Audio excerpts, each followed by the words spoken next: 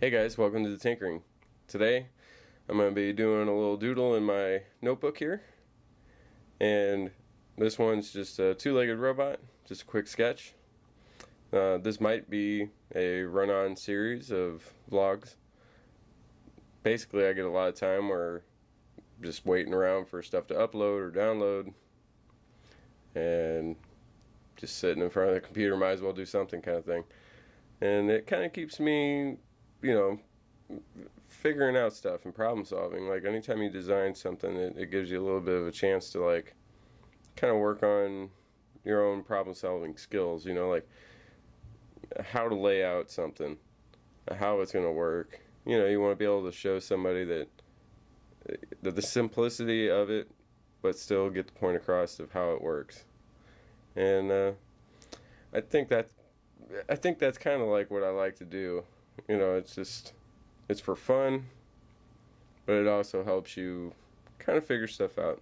But anyways, lately I haven't been doing too many videos.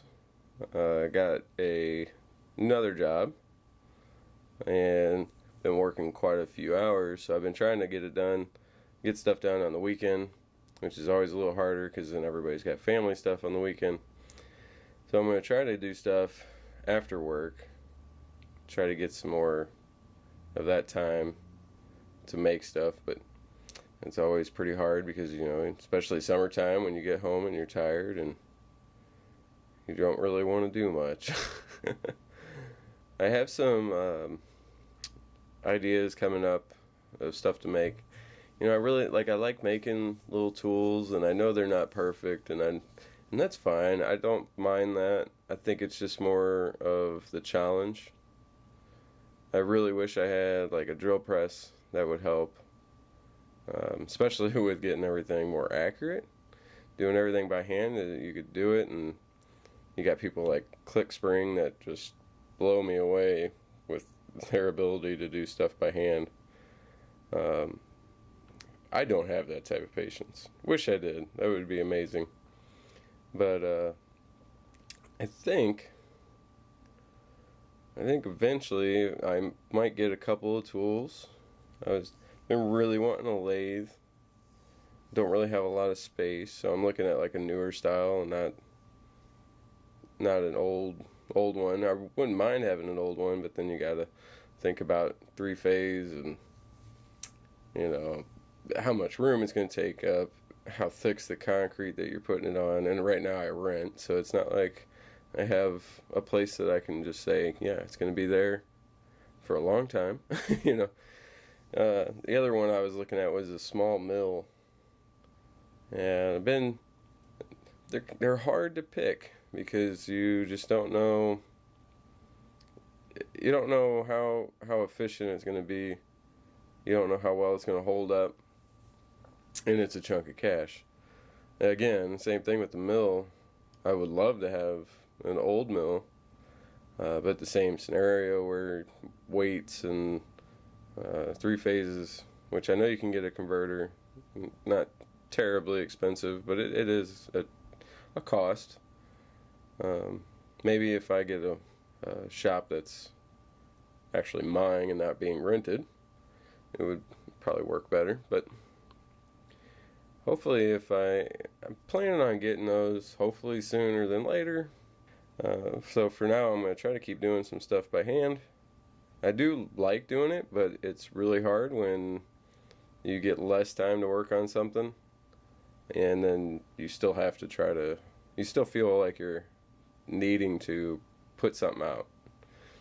And so it's always kind of hard to juggle that kind of stuff, but I think that's why I like doodling though, because it'll keep your mind busy, and you just kind of get lost in the piece you're working on, and you don't sit there and bug out about what you haven't got done and all that. Ironically, I used to think that I was a really good artist, and that is because I grew up out in the country and really wasn't a lot of people around me that had a lot of talent. There was like a couple, just that kind of stuck out in my school.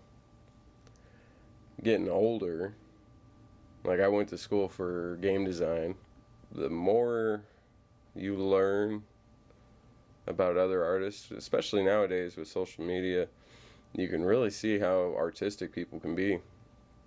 And sometimes it can be a little disheartening because you can see how well the industry is just flooded with really excellent artists, and it kind of can wear you down a little bit. But I think it's just like any kind of job or career, you need to not worry about necessarily what everybody else is doing. Kind of just do your own thing.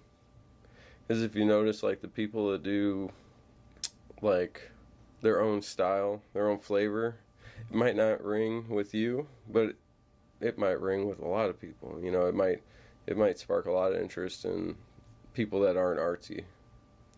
And I think that's always the hardest part, like trying to figure out what you should be doing that still makes you happy, but makes you known for what you're doing.